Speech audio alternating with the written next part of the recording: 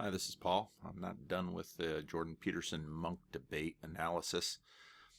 What's been interesting in terms of watching the Jordan Peterson rise is how often these conflicted events have been important in terms of the conversation. And so when there is an event like this where there has been some conflict, I think it's worthwhile to spend a little time and analyze it and diagnose it a little bit. Now, some of the response I got from my first video is, attack Dyson. And, Jordan Peterson's our boy, and we're not going to let someone attack our friend like this. And we're all against tribalism. Well, if we're against tribalism, why do we act like a tribe? I understood. I first listened to the debate. I was shopping in Costco. Some people ask, well, how do you manage to get through so much material?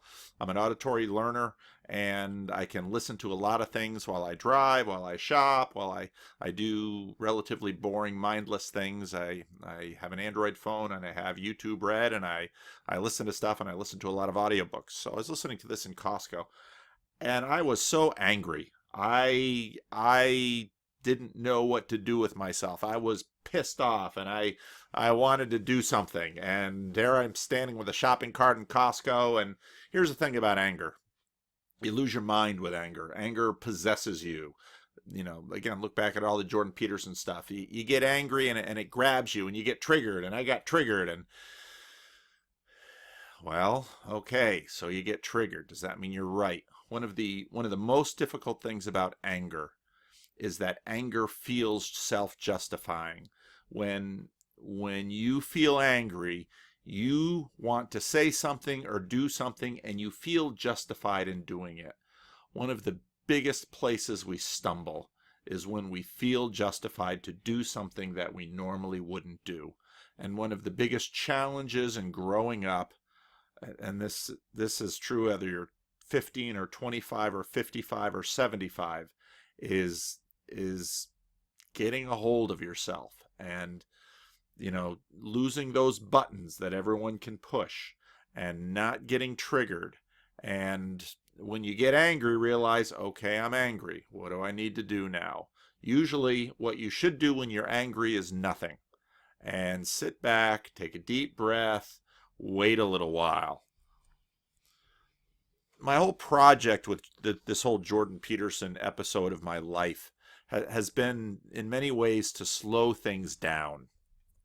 And I know a number of you have talked about the length of my videos, and that's an issue. My videos are mostly thinking out loud, but they're also just a collaborative process in thinking out loud and working out things together. And that's not necessarily the pace of YouTube. I see a lot of other videos. They've got, sophisticated graphics, and they're sarcastic, and they're loud, and they're visually grabbing, and God bless them. That's not how I am. I don't have those skills. That's not who I am. I got into this project because I started thinking out loud in front of this crazy computer through this crazy thing called YouTube. And to my complete and utter astonishment, a whole bunch of you want to think out loud with me. And you leave me comments, and you send me notes, and you call me up on the phone, and all kinds of things. And it's been good. Well, one of the things that we have to get a handle on is tribalism. And tribalism is not a bad thing, necessarily. We all need tribes. It takes a village to raise a child, that Hillary Clinton loved to quote. We need a community. I remember, everyone needs a friend. Everyone needs a tribe. Everyone needs a family. And part of what's going on in the West right now is people are atomized and divided, and people don't have people to be with them. And we're separated, and we've used this technology to remove ourselves from each other. And we talk to each other through this technology, which is by no means the same as having a real relationship in real life. Tribalism is a default distinctive reaction, and it's natural, and we live by it, and we need it. And I personally am a fiercely loyal person. Attack a friend of mine, and I get angry fast, and I'm ready to jump in there and defend my friend. And even if my friend is wrong, I don't care. He's my friend, and I'm not going to let you do what you're going to do to my friend. I don't know if that's from growing up in New Jersey or what, but that's how I feel. But tribalism has its limits, and we have to come to terms with it. We group around obvious signals like race or kin, and we stick together. Now, some of those things are what they are, and we've got to deal with them. It's a survival strategy, but it's bad at truth. And I laugh every time I see the original Star Wars. Trust your feelings, Luke, and it's like, yeah. I see a world of people trusting their feelings, usually to stupid ends. Feelings are good things. Feelings are signals. They're sometimes from the watchers in our heads. They're from our hearts. Our feelings in some ways are incredibly smart. And sometimes something happens and you see it and it just feels wrong. And your feelings are telling you stuff from your broader non-conscious brain. The elephant is talking and you should listen to your elephant. So you should always listen. So you should listen to your feelings, but your feelings cannot be your masters. Your feelings must be servants. Your feelings must be data. Your feelings must serve you. If you make your feelings your masters, well, I see people do this all the time in their lives, and their lives are a mess. And there's a lot of that going on. And so Thinking Fast and Slow, How to Think by Alan Jacobs.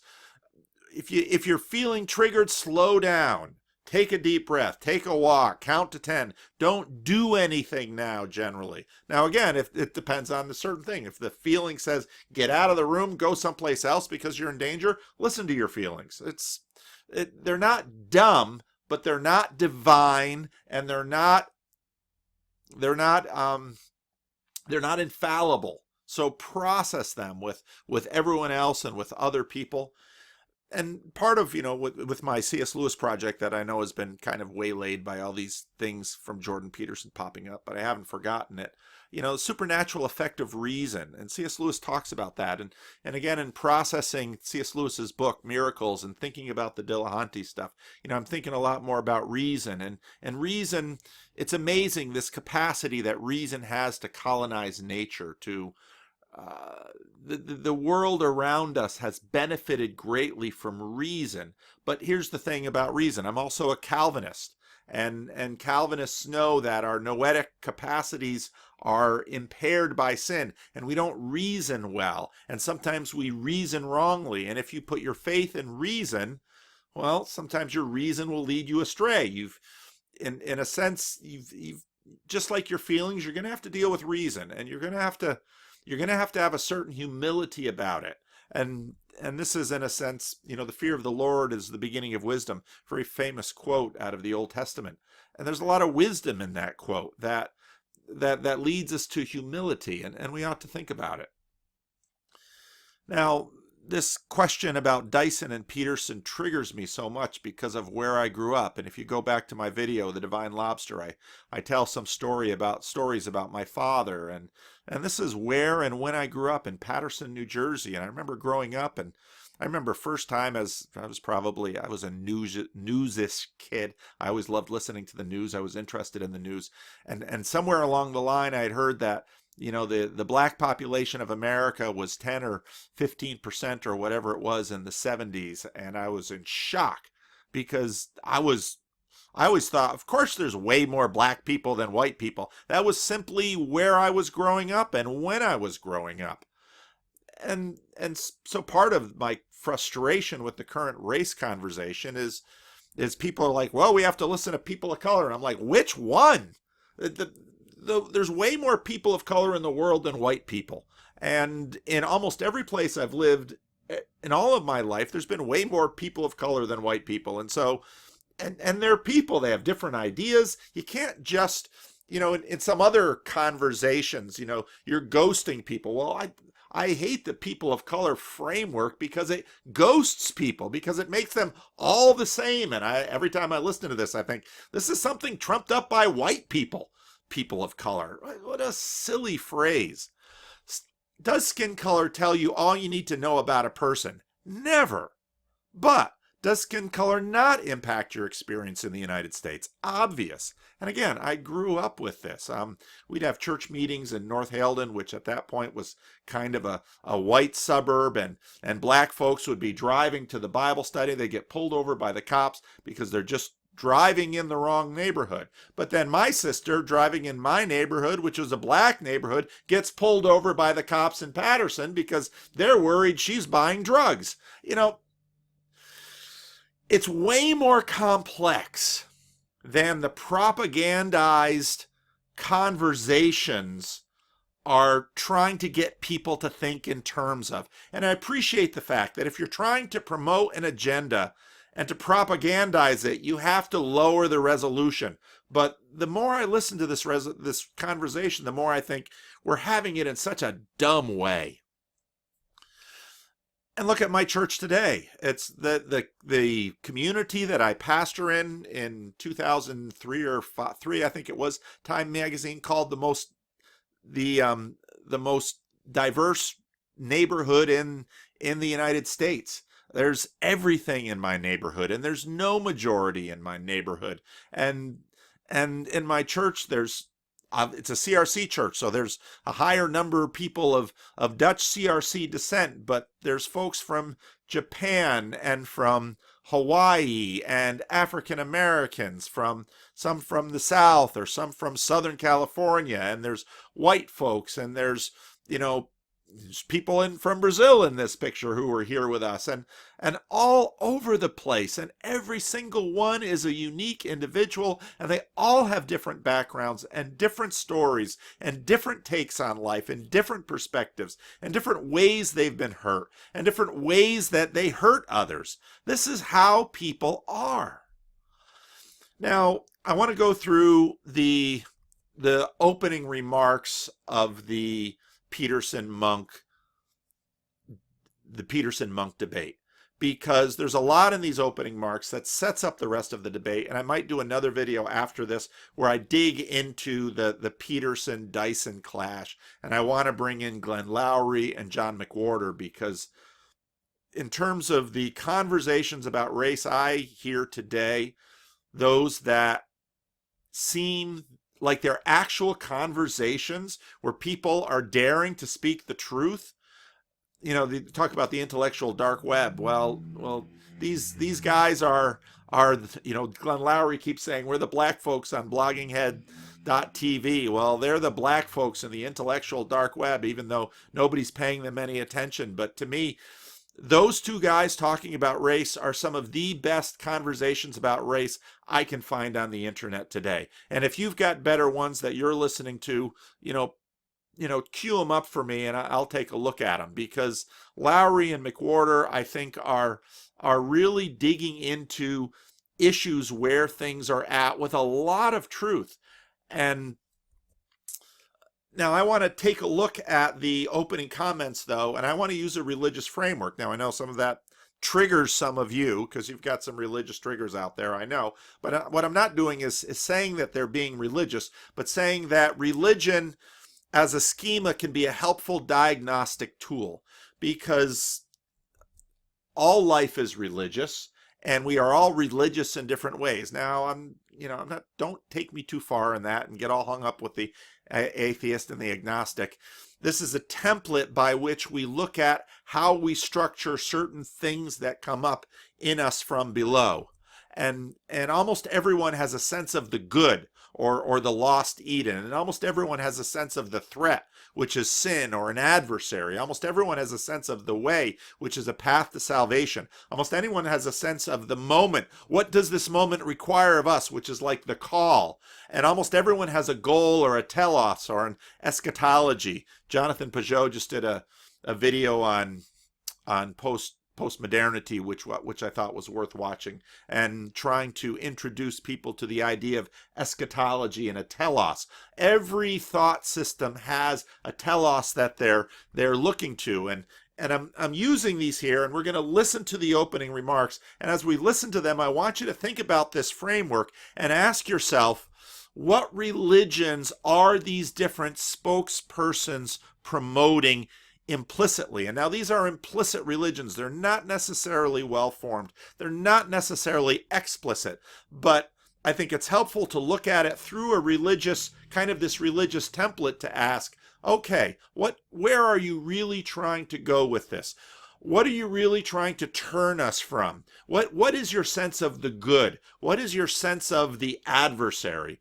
And so that's where I want to do. And I'm going to start with Michelle Goldberg. And I think the consensus, at least what I've read, is she was the weakest member of this foursome. She didn't bring a lot to it. She didn't bring a lot to it. Now, I didn't know anything about her until I had read this piece from, come on, computer, you can do it. This piece that she had written where she had mentioned Jordan Peterson, and it was, it wasn't a great piece. I didn't think she was terribly insightful. I did a little bit more research on her, went to her Wikipedia page. And one of the things that I noted is the controversies around her. She doesn't seem like a very careful journalist.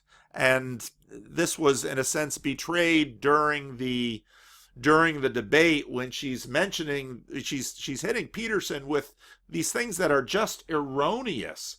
And here's the thing. If you want to take someone down, take them down with the truth. Don't take them down with misrepresentation, because if you try to take someone down with misrepresentation, you might be effective in the short term, but in the long term, your criticism is going to be taken down because you're just wrong.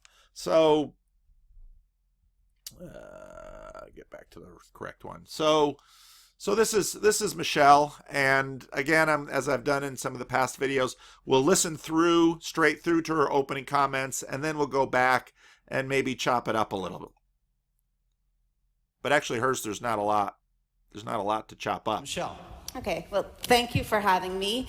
As Rudyard knows, I initially balked a little bit at the resolution that we're debating because there are a lot of things that fall under the rubric of political correctness that I don't call progress. I don't like no platforming or Twitter or trigger warnings. Like a lot of middle-aged liberals, there are many aspects of student social justice culture that I find off-putting.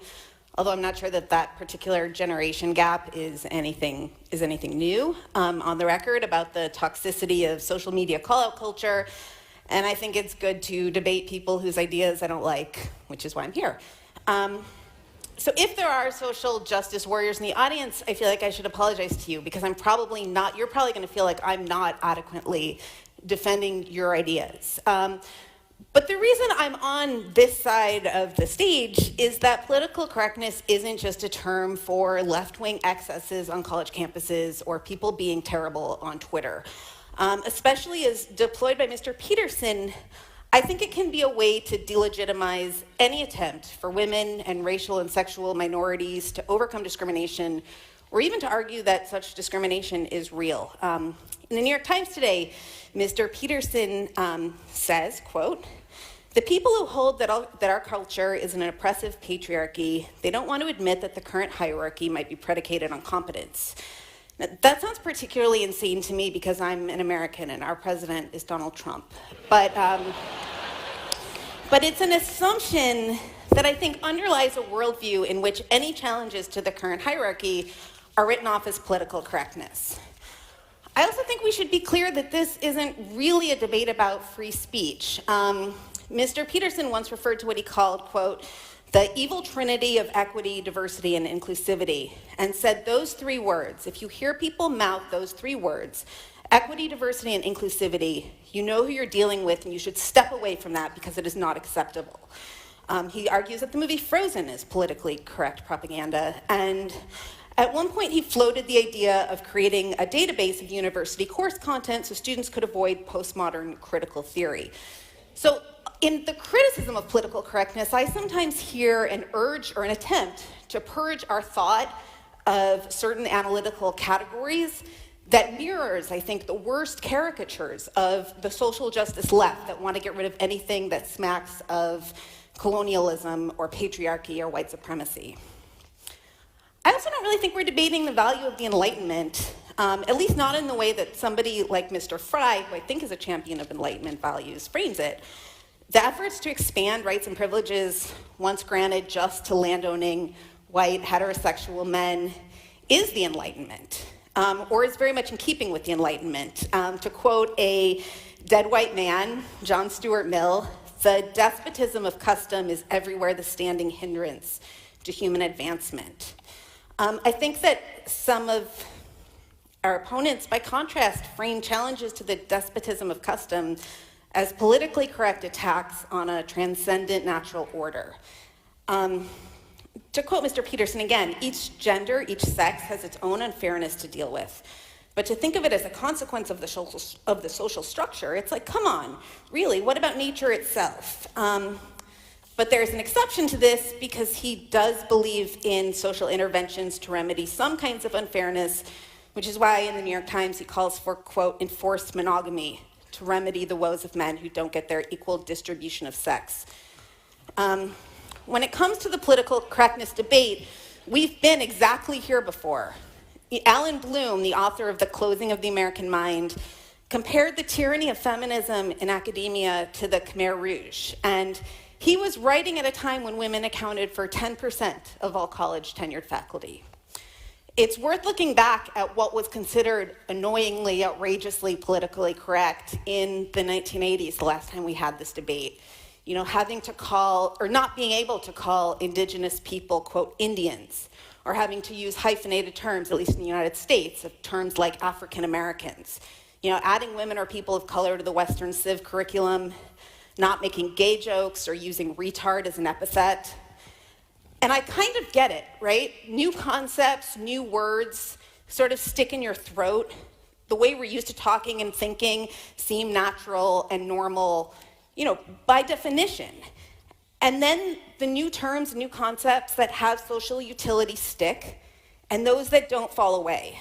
So if you go back to the 1970s, Ms., you know, MS, as an alternative to Miss or Mrs. stuck around, and women with a Y didn't. And I think that someday, or I hope that someday we'll look back and marvel at the idea that gender-neutral pronouns ever seemed like an existential threat to anyone. But I also don't think it's clear that, you know, that might not happen, because if you look around the world right now, there are plenty of places that have indeed dialed back cosmopolitanism and reinstated patriarchy in the name of staving off chaos. And they seem like terrible places to live. You know, I come to you from the United States, which is currently undergoing a monumental attempt to roll back social progress in the name of overcoming political correctness. And as someone who lives there, I assure you, it feels nothing like progress. Thank you.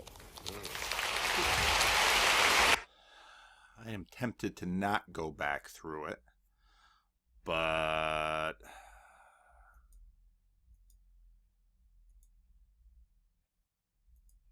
yeah, in the last video I did get those numbers wrong.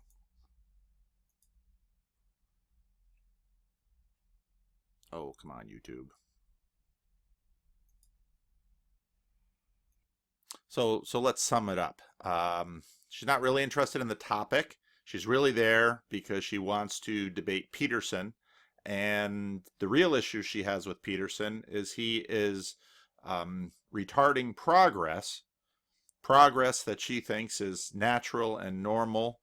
And the reason she's afraid of Peterson is because of Trump. Now, again, we're going to want to look at this and think about, for her, what is the good that she assumes? What is the threat that she sees? What is the way of salvation that she imagines? What is the moment that they are in? And what is the eschatological goal that she is hoping to realize? Now, I'm going to take these slightly out of order because the first two are, I think, possessed. Peterson would say possessed. The first two have the current ascending religion in, at least on the American left today. And the second person was Eric Dyson, and I knew nothing about him coming into this. And so I did a little bit of research on him. He's got his own web page. He's got a pretty significant Wikipedia entry. There's a story of his life. I was a little curious when he talked about himself as a preacher. And apparently in his younger years, he attended boarding school at age 16. He didn't feel comfortable with his classmates who treated him as an outcast. Was it a white boarding school? I don't know. Lashed out against these students in schools and was expelled. Attended public schools, after which he became a teenage father-to-be living on welfare. These responsibilities helped him accept a series of maintenance and auto sales jobs. He hustled, was a gang member.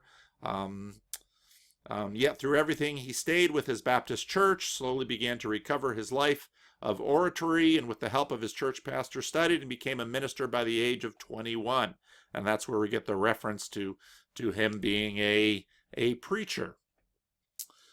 Very interesting conversation with Ta-Nehisi Coates in the Washington Post in October of 2017. Very interesting conversation, and they kind of both expressing their disappointment with Obama and kind of on the same page with each other. Let's see, what else did I find? Oh yeah, that was the Washington Post piece. Yeah, and then this his own page himself. Sociology professor, New York Times contributor, opinion writer, contributing editor to the New Republic, ESPN's undefeated website. Okay. His book, Tears We Cannot Stop, A Sermon to White America. Here's a sermon that is as fierce as it is lucid. It shook me up by Stephen King. Now, again, if I do another video, I'm going to queue up some stuff from McWhorter about how, and this is, McWhorter's really helped me in terms of my thesis about the Civil War within Christendom, especially in the white church in North America, and how you have this ascendant morality on the left, and it has redefined Christianity. This is a redefinition from the old Cold War definition that redefined it in a certain way. And obviously the church has a broad and complex history. But this quote from the book I found quite interesting. Come on, you can come up. There you go. Just a piece from it. On the invention of whiteness, which I'm frankly glad he brings up, because whiteness is a colonial invention in many ways, and I think it's at least the perspective of whiteness, and I think that's helpful. Now, how to deal with it? Now we can talk about that. On black descent in the face of white fragility, on the obsession of black on black crime, tears we cannot stop. Notice how reading these words makes your blood boil. See how your nationalist bravado ashes. Can you imagine how your rage might spill over if that were said to you in the same callous regard for white life that Giuliani speaks when he's dismissed cops killing unarmed black folks? See how your temperature rises by reading those words. Okay, well, what are we trying to do here? We're trying to get angry. We're trying to motivate. Tears we cannot stop. Okay, well, that's kind of helpful to me, knowing a little bit of where you're at. Well, let's listen. And as again I mentioned, I think these two, John McWhorter and Glenn Lowry, and you can find them on bloggingheads.tv. I think, to me, those are some of the best conversations on race. And John and Glenn are not on the same page on a lot of things. John tends to skew to the left. Glenn tends to skew to the right. But they can speak with honesty, and they can own things, and they can say things that, you know, others would denounce them for. But again, some of the best conversation on at least black and white race today, and that's another point, that racial dynamics are so multifocal, and the dominant conversation that gripped the U.S. for much of its history was obviously former slaves and various shades of white. Well, not to mention Native Americans. Now, in a context like mine, you've got black folks, you've got Hispanic folks, you got white folks, you got Asian folks, and, you know, in my church alone, there's my church meets, but we also rent out the facility to a Tongan congregation and to Nigerian Anglicans. When I have conversations about race, and when I have any conversations at all, you very quickly appreciate that diversity doesn't just mean two things. Diversity means many things. And you discover that conversations about race are hugely complex because all these different communities are relating one to another, and there are layers and layers and layers and layers of history. Now, I knew this growing up because the black folks who came up from the South didn't necessarily get along with the Puerto Ricans or with the Dominicans, and Dominicans and Puerto Ricans don't get along, and Dominicans and Haitians don't get along. Again, I was a missionary in the Dominican Republic, and I worked with Haitians, and so those dynamics, and then Africans, when they come over, watching how the Africans do or don't relate to African Americans, and and the Chinese and the African Americans, and the Chinese and the Hispanics, and on and on and on and on and on it goes. These are enormously complex conversations, and most of what I hear is just simply low resolution. Well, let's listen to his initial comments, and then we'll see what we want to do with them. Thank you very kindly. Wonderful opportunity to be here in Canada. Thank you so much. I'm going to stand here at the podium. I'm a preacher. And I will ask for an offering at the end of my presentation. This is the swimsuit competition of the intellectual beauty pageant. So let me show you the curves of my thought. Oh my God, was that a politically incorrect statement I just made? How did we get to the point where the hijacking of the discourse on political correctness has become a kind of Manichaean distinction between us and them? The abortive fantasy just presented is remarkable for both its clarity and yet the muddiness of the context from which it has emerged. What's interesting to me is that when we look at the radical left, I'm saying, where they at? I want to join them. They ain't running nothing. I'm from a country where a man stands up every day to tweet the moral mendacity of his viciousness into a nation he has turned into his psychic commode.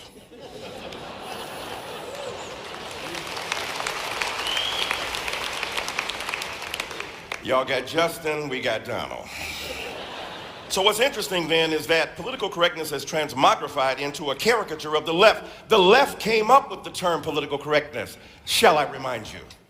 We were tired of our excuses and our excesses and our exaggerations. We were willing to be self-critical in a way that I fear my confrères, my compatriots, are not. Don't take yourself too seriously. Smile. Take yourself not seriously at all, but what you do with deadly seriousness. Now it is transmogrified into an attempt to characterize the radical left. The radical left is a metaphor, it's a symbol, it's an articulation. They don't exist, their numbers are too small. I'm on college campuses, I don't see much of them coming. When I hear about identity politics, it amazes me. The collectivist identity politics, last time I checked, white folk invented race. That was an invention from a dominant culture that wanted groups to at their behest. The invention of race was driven by the demand of a dominant culture to subordinate others. Right? Patriarchy was the demand of men to have their exclusive vision presented.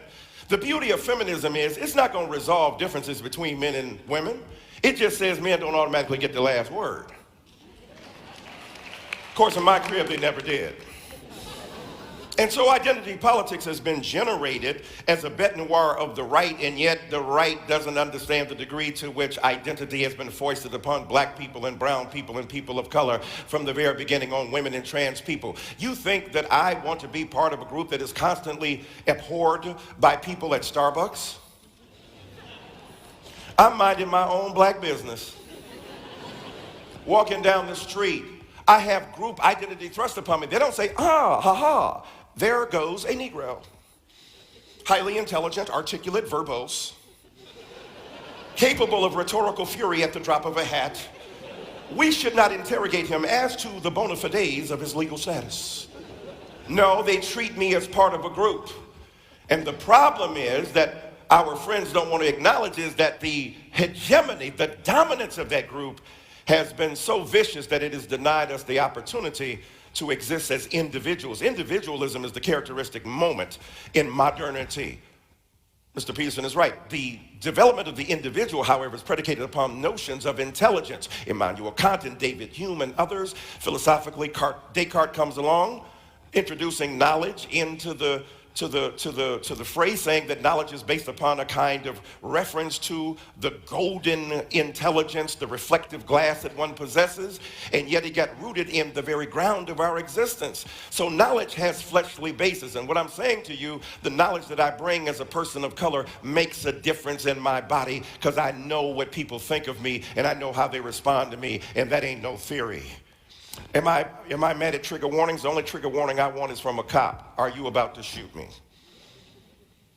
Not funny. In America, where young black people die repeatedly, unarmed, without provocation.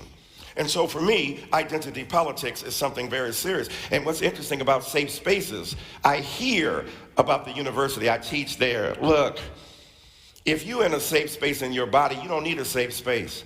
Some of that is overblown. Some of it is ridiculous. I understand. I believe that the classroom is a robust place for serious learning.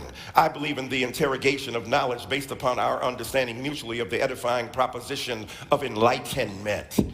At the same time, some people ain't as equal as others. So we have to understand the conditions under which they have emerged and in which they have been benighted and attacked by their own culture. And I ain't seen nobody be a bigger snowflake than white men who complain. Mommy, they won't let us play and have everything we used to have under the old regime where we were right racists and supremacists and dominant and patriarchs and hated gays and lesbians and transsexuals. And yeah, you gotta share. This ain't your world, this everybody's world. And let me end by saying this. You remember that story from David Foster Wallace? Fish are going down, two fish are going, and an older fish comes in the opposite direction. He said, "Hello, boys, how's the water?" They swim on, they turn to each other, what the hell is water? Because when you're in it, you don't know it. When you're dominant, you don't know it.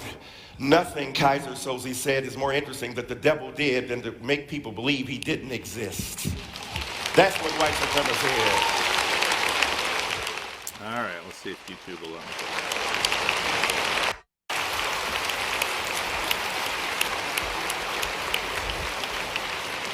Thank you, Jordan. Michael Eric Dyson, your 6 minutes starts now.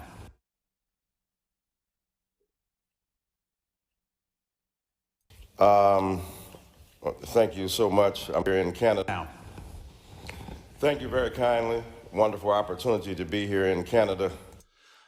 Interesting how he introduces himself, and you know, in terms of the effect and what's he trying to communicate about himself right here, that he is an outsider, that he's he's not white, taking on this voice. Now he's about to take on a preacher cloak. Thank you so much. I'm going to stand here at the podium. I'm a preacher. And it's interesting, of all the things in his bio, why this? Now, again, if you look at my framing video, because in a sense, this is a purity move we're about to make. This is about purifying, and this is about purifying and getting rid of something. Now, again, I wanted you to look at this through a religious template. What is the good he's seeking? What is the threat? What is the moment? What is the end? And I will ask for an offering at the end of my presentation. As a preacher, wow.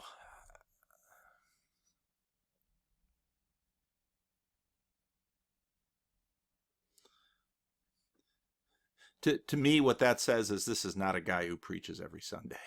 This is not a guy who actually runs a church. This is not a guy who's actually interested in a church. This is a guy who is, I think, running the blue church.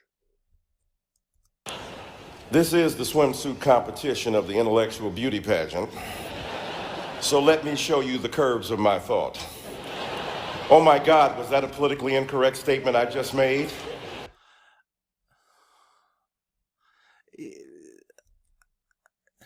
Again, this is clever. Is it overly clever? So we're going to talk about political correctness. How did we get to the point where the hijacking of the discourse on political correctness has become a kind of Manichaean distinction between us and them? The abortive fantasy just presented is... Now that he's talking about Peterson's speech, which we'll play a little bit later. That Peterson speech is an abortive fantasy. Now pay attention again to Michelle Goldberg's. What is the problem here? What is Peterson doing that has them so upset? Again, neither Dyson nor Goldberg seem particularly interested in talking about political correctness. They are here because they want to attack Peterson, because Peterson is a threat. They want to take him out. They want to take him down. They want to do some damage on him. And Dyson doesn't even mention Fry. Goldberg mentioned Fry a little bit, but he doesn't even mention Fry. He is there to take down Peterson, and he is there to preach a sermon to Peterson. He is there to, and this is going to become crystal clear, he is there to give everyone an instruction about what it's like to be him. All right. Remarkable for both its clarity and yet the muddiness of the context from which it has emerged. And here's the thing about Dyson. Now, I've listened to a number of this stuff, a number of his speeches a number of times. If you slow it down, and if you actually listen to the words he says, I'm not sure what he's saying. I'm not even sure what he's trying to say. He's just kind of throwing words up in the air, and it's like, okay, well, let's slow it down. They're pretty words. They're evocative words. They're emotional words. They're words to pull on. I mean, he begins as a preacher, and this is all the kind of preaching that really annoys me as a preacher, because if there's anything I hate as a preacher, it's pious talk that means nothing but is there to seemingly support what is assumed to be the right, rather than actually making a case for it. What's interesting to me is that when we look at the radical left, I'm saying, where they at? I want to join them.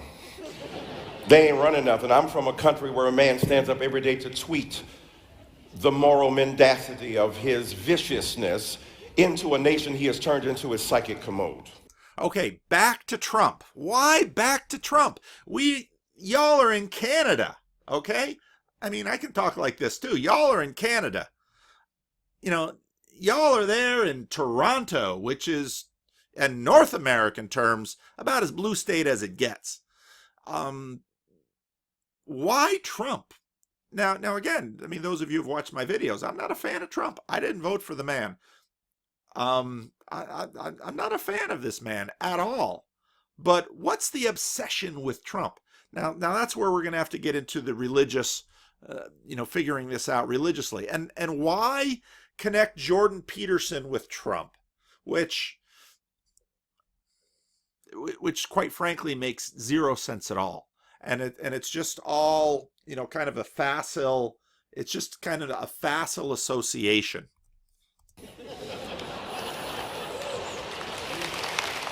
Although the end of that line was quite clever. And again, as a preacher, I can appreciate some of the power of his rhetoric, but we're going to have to examine it a little more closely. Now there was an applause line, and if you pay attention to the opening remarks, Fry gets the most applause. We got Justin, we got Donald. So what's interesting then is that political correctness has transmogrified in... Transmogrified is when you use a word like that, you're really trying hard to have us pay attention to the word you're using. And he's going to use it again. To a caricature of the left. The left came up with the term political correctness, shall I remind you? We were tired of our excuses and our excesses and our exaggerations. We were willing to be self-critical in a way that I fear my confrères, my compatriots, are not. Don't take yourself too seriously. Smile. Take yourself not seriously at all, but what you do with deadly seriousness. Now it is transmogrified. Okay, this is a sermon. Okay, and I don't mean that. This is not the kind of sermons I like. These are not the kind of sermons I preach. But this is a sermon. This is a Blue Church sermon. And the point of this, again, go back on my framing video, the point of this is purification. And what we need to do now is purify the world of Jordan Peterson, because Jordan Peterson is contaminating.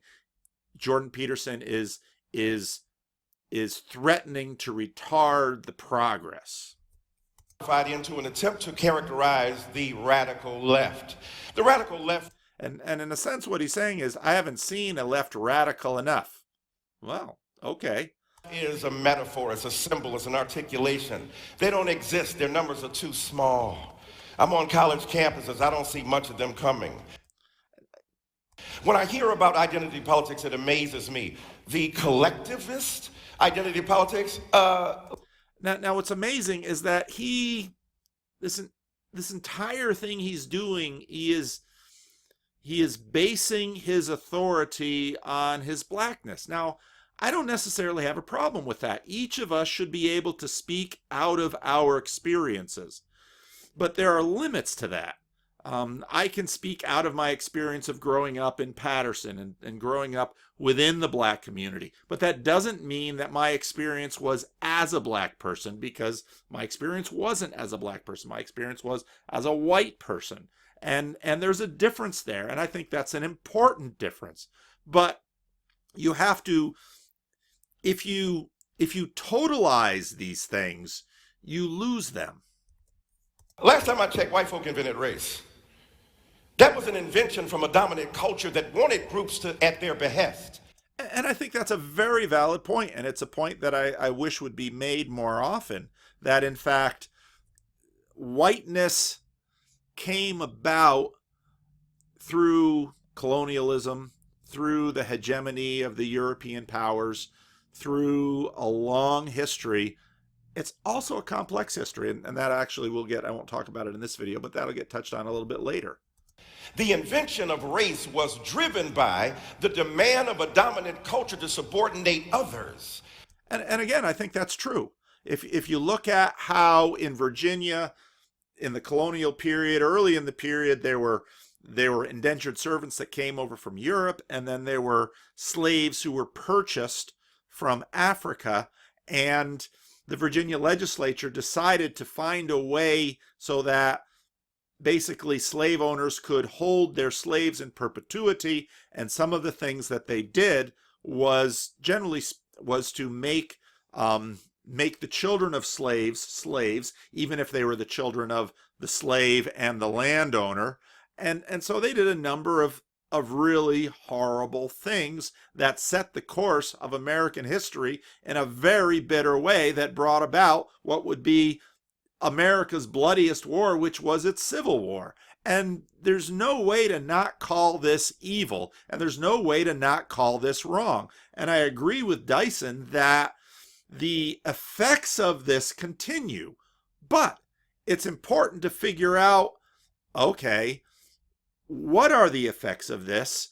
To what degree are these effects still in play? And most importantly, how can we constructively and productively engage these effects? So I am happy to have a conversation about that.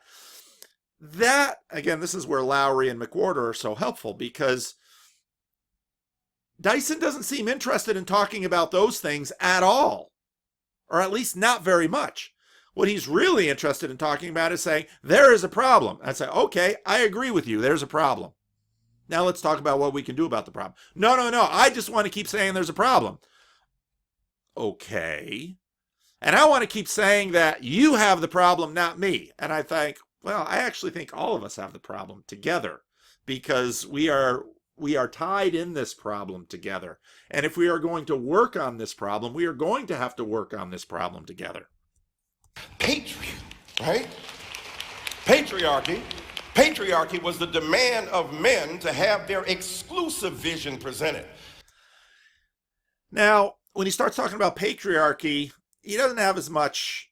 Patriarchy is far more complex because, and again, look at Brett Weinstein talking about in the Joe Rogan where he's with Jordan Peterson. Weinstein makes a really good point that, men and women have to work together in significant ways that it's harder to, you can tribalize around race easier than you can tribalize around sex. And that's really important. And so, but now what we're seeing is we're going to put these two things together. Well, why? Well, when we get to the religious part, we're going to see why. The beauty of feminism is it's not going to resolve differences between men and women. It just says men don't automatically get the last word. Of course, in my crib, they never did.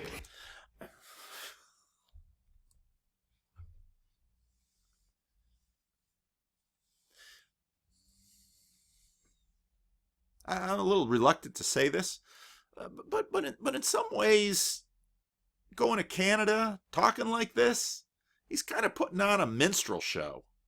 And, I understand how you want to play on these tropes.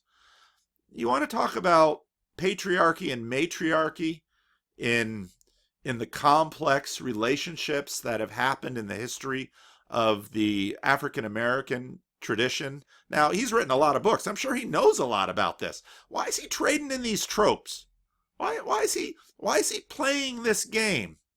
Well, he's playing a preacher game. And again, he's working to move in a purifying way. And so identity politics has been generated as a bête noire of the right, and yet the right doesn't understand the degree to which identity has been foisted upon black people and brown people and people of color from the very beginning on women and trans people. Wait a minute. The right doesn't understand how these biased enterprises have benefited them? Or, see, here's the thing. There's not a righty on this stage. Jordan Peterson is a moderate left Canadian, which puts him further left on the American spectrum. Go back and look at, is Jordan Peterson in favor of state-sponsored single-payer health care? Yes. Jordan Peterson is not a righty. He never has been. But we're going to push him over here. The right doesn't understand the ways in which their privilege has benefited them, or they won't admit to it. Are you saying they won't admit to it? Well, that's a different thing. But now we're going to have to talk about that. And again, later, I think one of the most effective moments in the night is when Peterson basically tags him on and says, okay, let's talk about privilege, but let's get specific. Let's really talk about it. Let's have an honest conversation where we're actually going to talk about the ways in which my white skin gives me a pass where black skin doesn't. And I have grown up with this. I have seen this played out again and again and again. I continue to see it played out in people in my church. Right down the street from me, one of my best friends worked, very accomplished, wealthy, successful man, regularly pulled over right here on Florin Road. I have never been pulled over. This stuff is real. And, okay, you want to instruct me in this? Go ahead. Do I have more to learn? Probably, but you don't have to make that point. I get it. The question is not, is it real? The question is, what can be done about it? And the truth is, I don't hear a lot coming from the left that is actually practical. I hear a lot of more education. All right, well, here's the thing with the left. It's always more education, but what I've seen from the left in terms of their capacity to educate has been grossly underwhelming, because here he's going to later tell Jordan Peterson he should go to a Black Baptist church. Well, man, I've been living in these communities all of my life, and I have had it up to here with all of the tropes about education. Human beings are far more complex than that. And again, I would love to step aside and put Glenn Lowry in here to talk about that, because he is right. If you, I actually made some videos about this that I have not posted because I get so triggered by this conversation. I get really upset. And what I get upset with is not that Whitey doesn't understand. I don't know if Whitey ever will understand. That's not my problem. My problem is, what can we do about it? Because people are dying out there, and there is a lot that needs to be done, and I don't see serious conversation, or a lot of serious conversation about it. I see a lot of political posture. I see a lot of political posturing. I see a lot of, we're not going to talk about these things because we only want to talk about these things. I see a lot of that, but I don't see a lot of, let's really talk about what's going on in our communities and how we can make things better. And there's a lot of things that the black left will not talk about. And folks like Glenn Lowry and John McWhorter and many others that are these black conservatives, they're ready to talk about it, but we don't want to go there because that's blaming the victim. Well, you know, I don't care who gets what blame. I just want to see the misery end, because I've been looking at it all my life. My father gave, see, now I'm preaching. You know, my father gave his life for this. I mean, he poured out himself for this. Go ahead, read Chains of Grace by Stanley Vanderklay. You can find it on Kindle on Amazon, and read what he did. And he came to Peterson with no background in any of this, but what he had was a sincere Christian heart and a desire to help and ears open to learn, and he learned. And what he learned was, sin is deep and dark and holds us bondage. And it takes a lot more than some flowery talk to save us from ourselves and save us from each other. Now, doggone it, I don't know if I'm going to post this thing, because this guy's got me preaching. He's got me triggered. He's got me so mad. You think that I want to be part of a group that is constantly abhorred by people at Starbucks? And you know, what happened in the Starbucks, yeah, this kind of stuff happens all the time. But it doesn't just happen to black folks. Most of you know Freddie. Freddie was in a Starbucks up in an area town that had a fair number of homeless people in it. He sat down, he bought a cup of coffee, he got the bum's rush. They wouldn't even let him stay in there. He's a white guy. Daniel, who was a white guy, used to sleep at my door. He couldn't go into any store in the neighborhood. You know, and most of the black folks, all the black folks in my church, they go into these stores just fine. There are more layers to this. And simply taking out the resolution and making it black or white, male or female, does not help the conversation. Oh, I get triggered by this. See? Not being a good example. I'm minding my own black business, walking down the street. And again, I think, is this a minstrel show? What are you doing? I have group identity thrust upon me. They don't say, ha, there goes a Negro. And you know, he's right on this point. That is right. And, you know, this is a real issue, and it ought not to be diminished, but it ought to be engaged with seriously. And again, listen to McWhorter and Lowry. They speak well about this. They have honest conversations. Highly intelligent, articulate, verbose, capable of rhetorical fury at the drop of a hat. We should not interrogate him as to the bona fides of his legal status. No, they treat me as part of a group. But let's be honest here. You're on this stage, okay? And you're wearing your suit, and I appreciate the fact, because I have a lot of friends who they will wear a suit because they know if they're wearing a suit, they're going to get treated differently. And a black man wearing a suit gets treated differently than a black man who's sagging going down the street. And I get that. But I was in a situation, I was in church one Sunday. Some people are coming in to interview for doing some landscaping, and I've lived in the black community all my life. I know what goes on within the community, okay? So this minstrel show makes me angry. And the problem is that our friends don't want to acknowledge is that the hegemony, the dominance of that group has been so vicious that it has denied us the opportunity to exist as individuals. Individualism is the characteristic moment in modernity. Mr. Peterson is right. The development of the individual, however, is predicated upon notions of intelligence. Immanuel Kant and David Hume and others, philosophically, Descartes comes along, introducing knowledge into the phrase, saying that knowledge is based upon a kind of reference to the golden intelligence, the reflective glass that one possesses, and yet it got rooted in the very ground of our existence. So knowledge has fleshly basis, and what I'm saying to you, the knowledge that I bring as a person of color makes a difference in my body because I know what people think of me and I know how they respond to me, and that ain't no theory. Yes, that's right. But you don't necessarily know. You know how you're treated.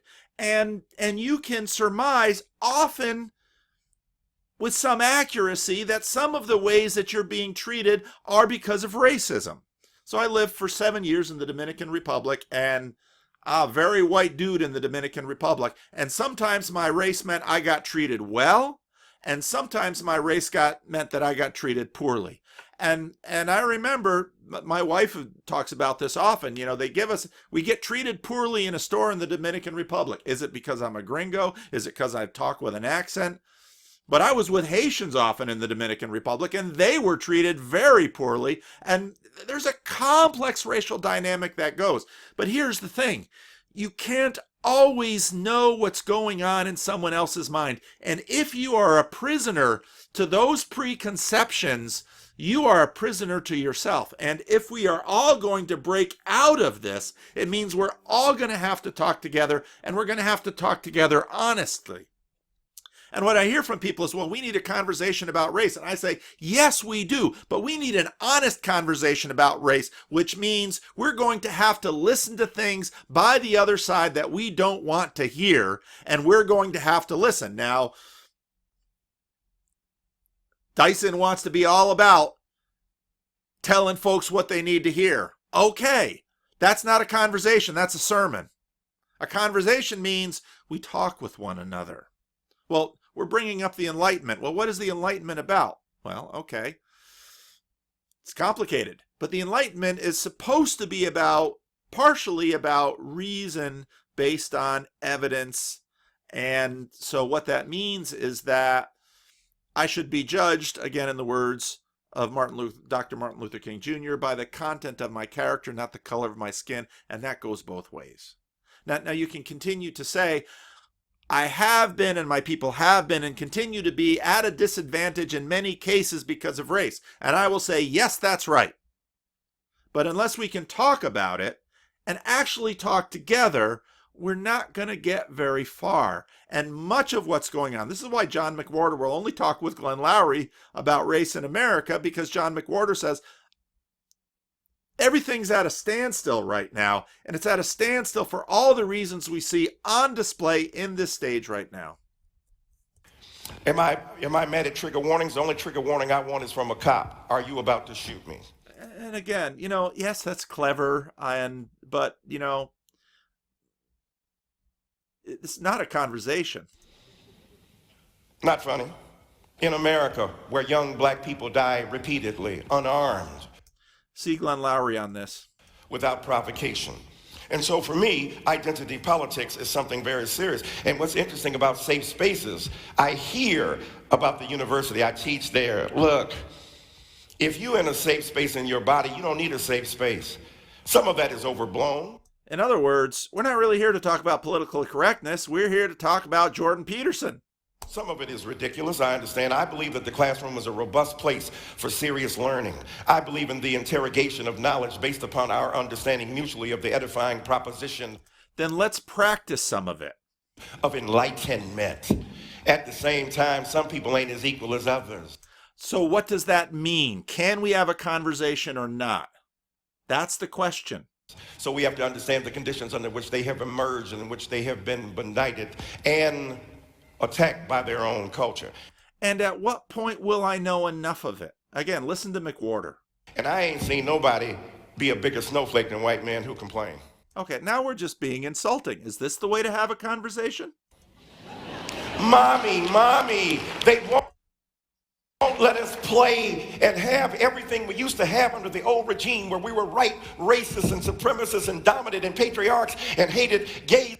Okay, now if I want to, I was at a gathering in which it's one of the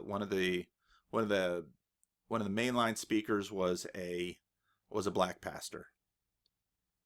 The audience was predominantly white.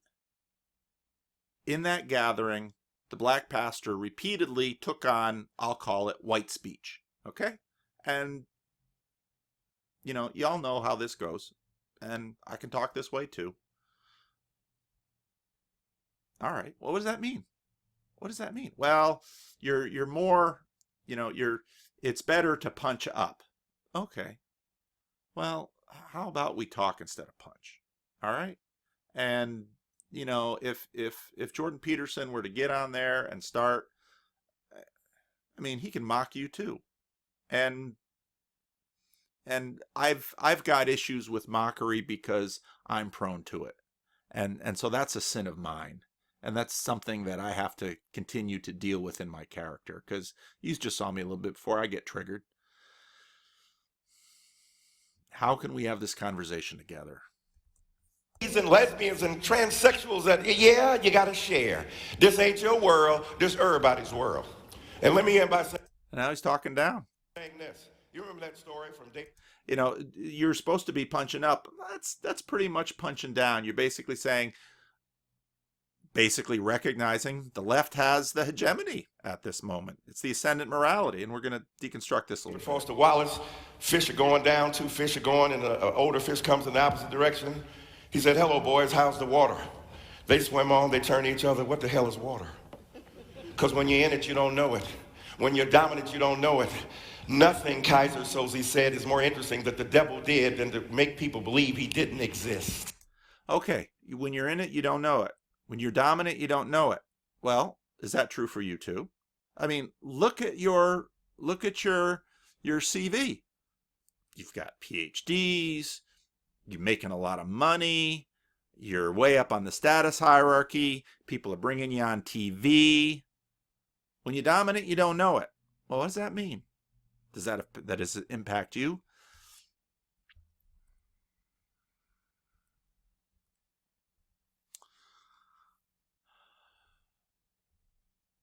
How am I going to do this? Let's do it this way. Okay.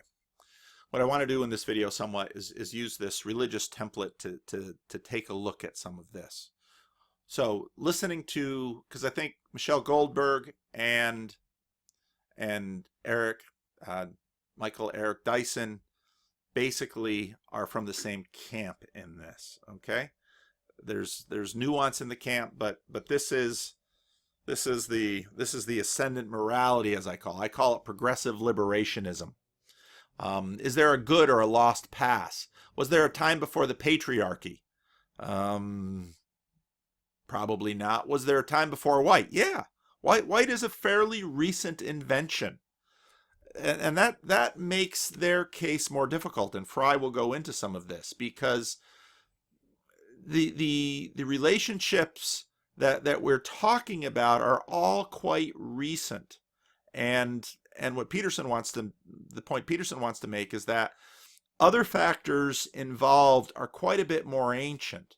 And so all of these factors are coming in together. And if we actually want to be productive in engaging them, we're going to have some understanding of how this goes. Now, I understand if you've been hurt, and I understand if you get triggered. You just saw me triggered a little while ago.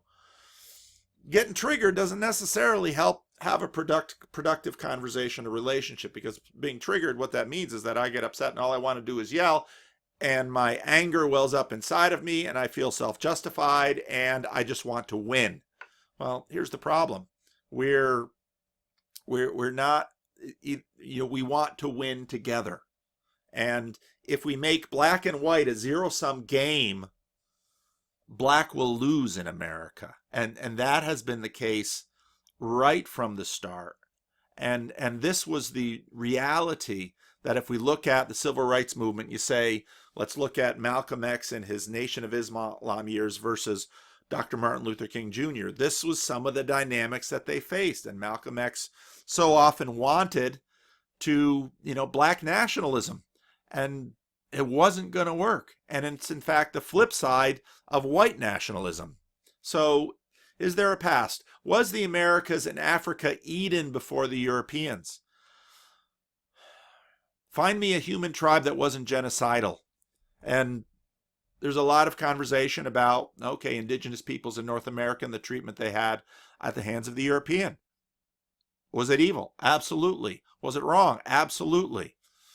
Well, to the benefit of those people, we have a record of what the Europeans did. What we don't have the record are the thousands of years of genocide that were carried on in North America. And we don't have a record of the thousands of years in genocide that was carried on in Africa. The thousands of years of genocide that gets carried on throughout the world. Genocide is normal to human beings. This is a problem. This is a serious problem. So find me a human tribe that wasn't genocidal. We've all got blood on our hands. The law of the jungle is my well-being at your expense. Now, what happens here is that this tends to borrow from the current sacred self-religiosity. And these things sort of come together, but just like a lot of the alliances in progressive liberationism, they're not really going to hold because in time, the situation is far more complex than the propaganda wishes to assert, and so there are going to be conflicts between the different people. Can't get my watch to shut off. What's the way of salvation for this tribe? Well, oppressed people found their voice and rose up to call out and challenge injustice. Is that the story of the Civil War? Actually, the story of the roots of the Civil War is far more complex. The Civil War was begun not so much about abolition. Abolitionists didn't start the Civil War. Secession started the Civil War, and the fear of the South that the North was going to take away their slaves. Non-oppressed people resist the call of justice, but with the help of allies in the long arc of history, they overcome. That, my friends, is eschatology. But it's interpreted as a way of salvation. Only the people who have experienced oppression have the truth and moral quality to guide the movement. Now, this doesn't hold much water in any case. Some of the roots of the Civil War were, for example, Uncle Tom's Cabin, Harriet Beecher Stowe, and Josiah, I forget his last name, but there's a movie coming out about him. The history is far more complex than just simply people rising up and taking ownership. And again, the Emancipation Proclamation happens during the course of the Civil War, and Lincoln only frees the slaves in the seceding states. He doesn't free them in the border states because he wants to get them in the war effort. Again, and now, Michael Eric Dyson, I'm sure he knows this history. Why are you giving us propaganda? What is the story of, is their story of salvation true? The civil rights movement has become in America the gold standard or foundational story for the movement's soteriology. In a sense, the civil rights movement has taken on mythic status, but a lot of the history has been mythologized, and in that sense, it has become less historical. Read that history. Look at the nuance. Look at the complexities between the various different groups. Look at the conflicts between the various different groups that was going on during that struggle. The Civil War was a very different story. This is a mythologized version of the civil rights movement, and it borrows from Christian eschatology, but not Christian soteriology. In other words, one of the things Dr. Martin Luther King Jr. was essentially neo-orthodox. And that was, in a sense, the theological wave that was reaching its heyday during the Cold War in American history. The churches in which Dr. King was able to mobilize in the black community, these are conservative and for the most part we might call them evangelical Christians. And the reason they could, Dr. King's vision, you have some Tolstoy in there, you have some Gandhi in there, you have some Thoreau in there, but you've got a lot of Jesus in there. And it's this rather unique amalgam of these things. But what it really trades on is the sacrificial story of Christ's salvation and redemption and sacrifice on the cross. And Dr. Martin Luther King could mobilize the churches with that. Read a good biography of Malcolm X and take a look at, now the autobiography of Malcolm X is a complex document. I just recently read a biography of Malcolm X, which I thought was quite a good one. Read that and get a sense for how these things come together. What has happened is that this salvation history that has been mythologized has become soteriology. And what I mean by that, this is their way of salvation. And it's very interesting to look at Ta-Nehisi Coates and the books he's been writing, because he's basically saying that this calamity cannot be undone, that there is no way out of the despair. And maybe I'll play a video where he talks to Dr. T, a pastor in a Washington, D.C. church, a very interesting conversation. If you want to really look up something interesting, look up Thomas Chatterton Williams' take on Coates' book. And he begins with the study of Germany. And basically what he's saying is that this movement, and you see Coates and Dyson on the same page, and I think Thomas Chatterton Williams is exactly right. This particular voice, among many voices in the black community, is in fact giving whiteness power.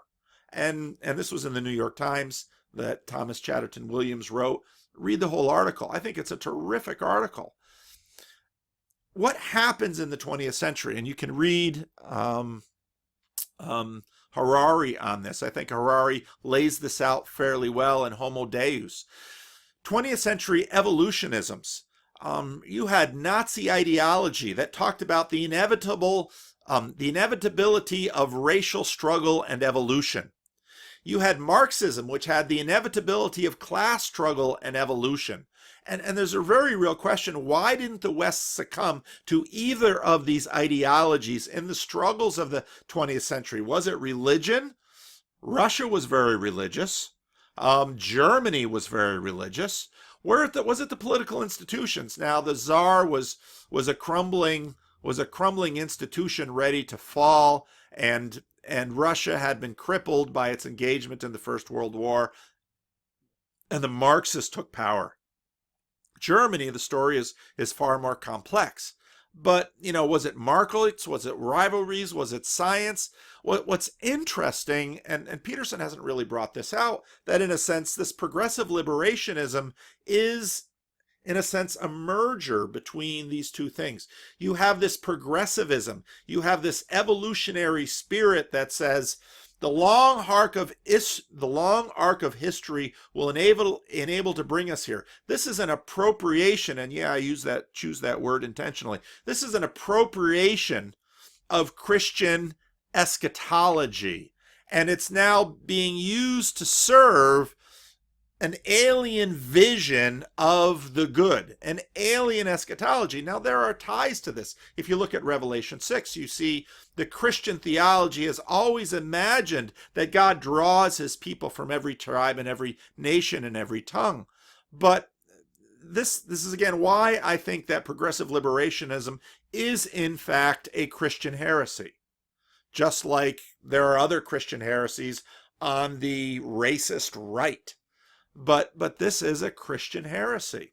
Now, let's look at, and I think we're going to play Peterson's.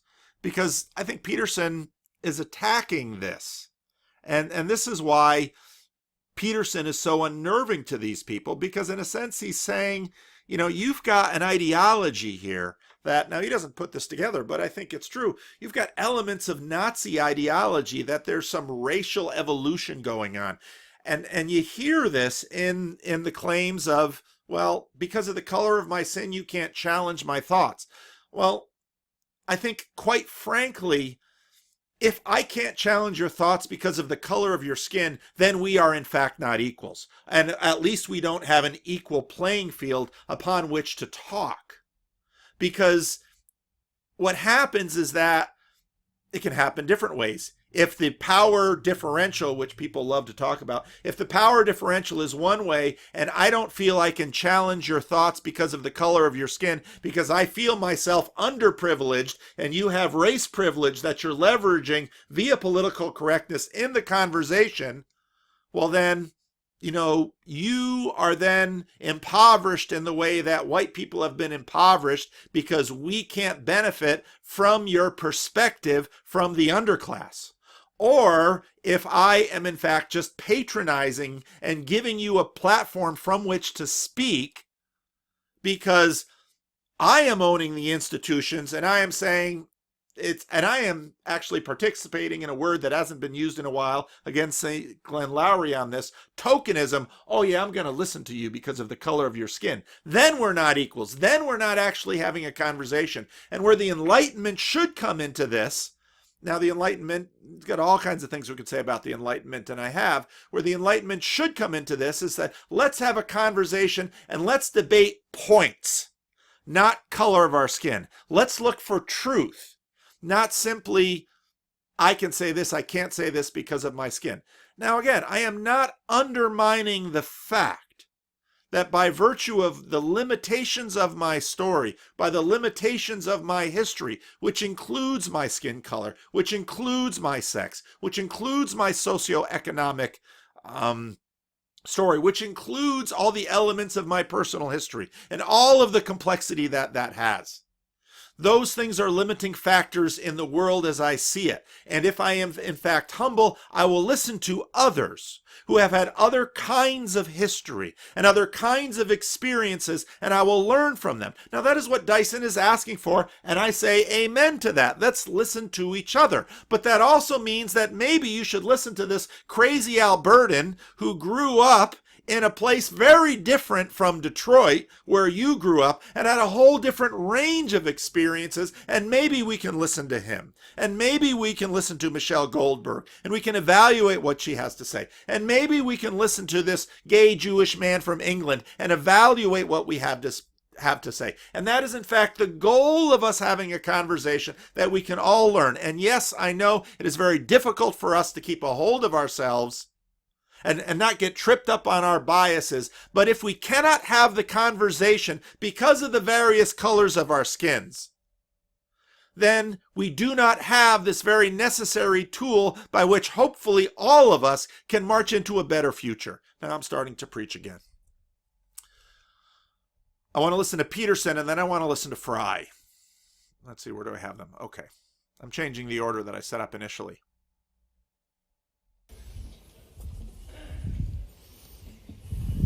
Hello.